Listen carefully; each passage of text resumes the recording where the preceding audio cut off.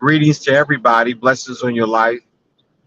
Uh, Coming to you by way of the highway today. I did not get a chance to uh, go live this past week because I was enjoying life and I needed to get away from what I do, housing and everything else, and just to get a breather. Uh, and that was deserving and much needed, necessary. I want to talk briefly about poverty and subprime lending slash behavior. Um, this is something that I want to delve into a little bit because a lot of us are plagued by it and we don't understand the system or the structure. So let me define what subprime is, in a general way. So subprime lending is a system or a structure that is set up to place people in certain categories based upon their knowledge, their understanding, and their credit score, their behavior. Your credit score reflects your financial behavior. And so, what they do, the feds and all that, they come up with a prime rate.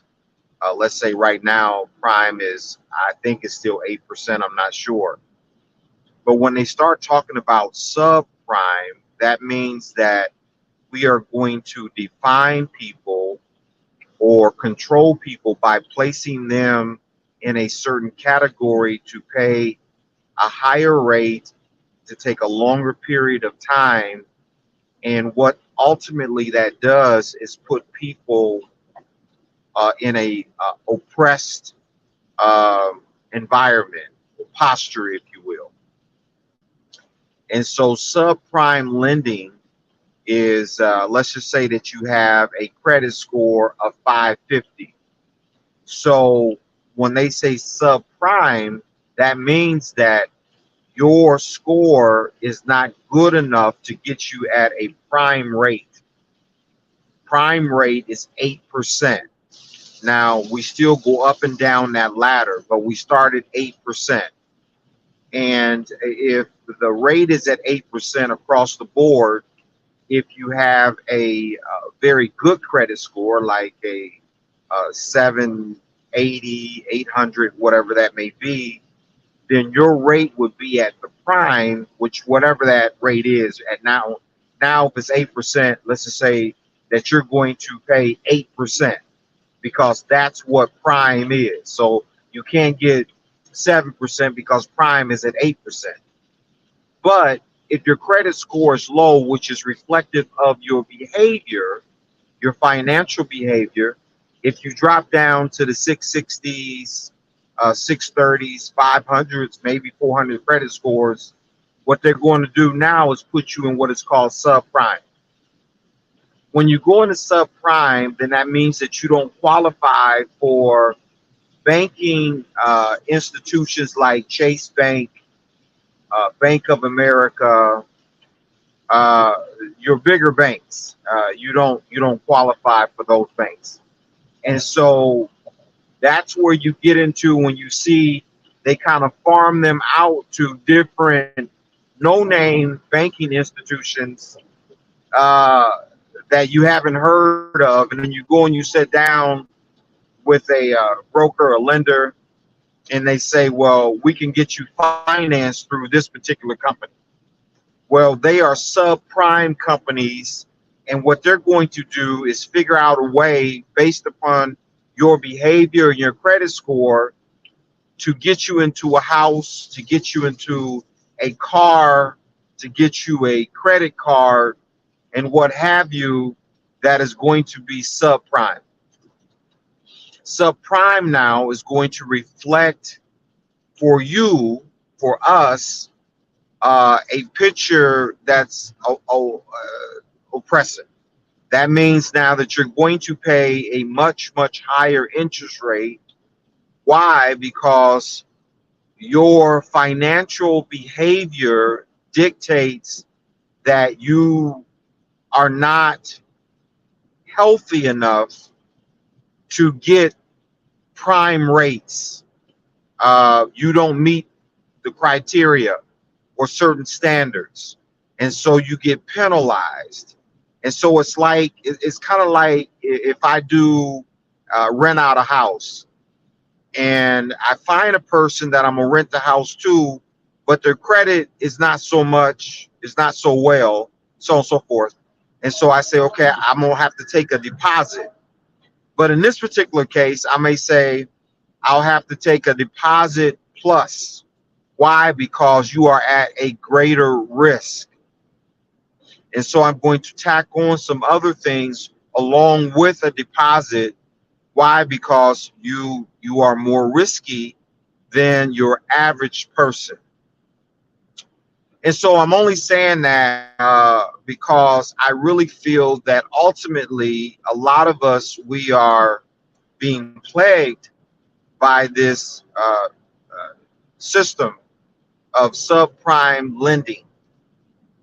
Um, it is an oppressive system, and I'm saying that because I want us to be aware, especially in the it's across the board. But you know, I talk to a lot of the African American community because I feel like that's where a lot of the pain, the concentration of a lot of this is. That's who it rests upon.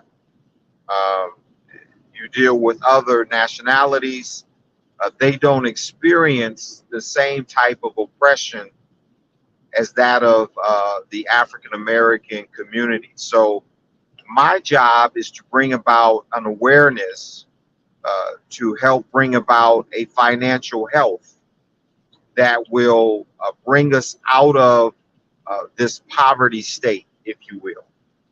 And so, in doing that, I'm just trying to give us, you know, a little something to chew on and to think about it in terms of how does subprime keep us in poverty?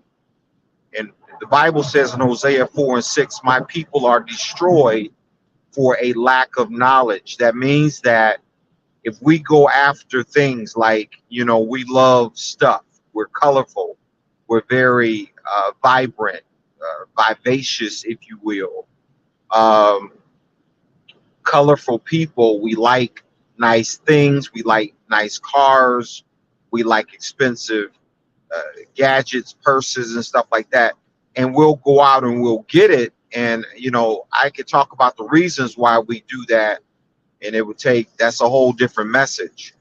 But ultimately, what it does and what we don't think about when we're doing it is if we don't have the means to pay for it cash, it's designed to put you in a very oppressive position or posture. Because if you go out and buy a Louis Vuitton bag at $4,000 a pop, for whatever reason that is, and you don't have the means to buy that, what's going to happen is you're going to ultimately pay that off over a long period of time, way beyond what you should have paid it off. And then you repeat that by going out buying a car or other expensive things.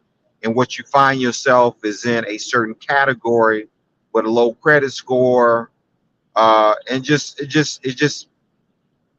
puts you in a bad place.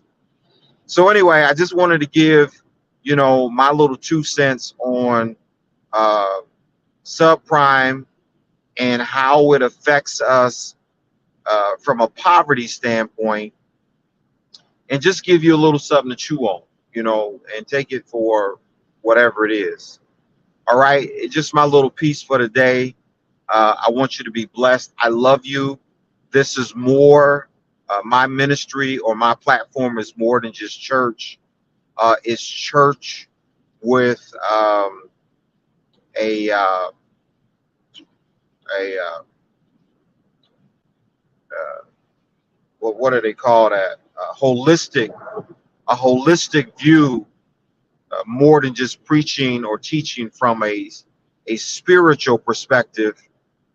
From a podium. I want to give you an overall perspective because Jesus is concerned about our overall health.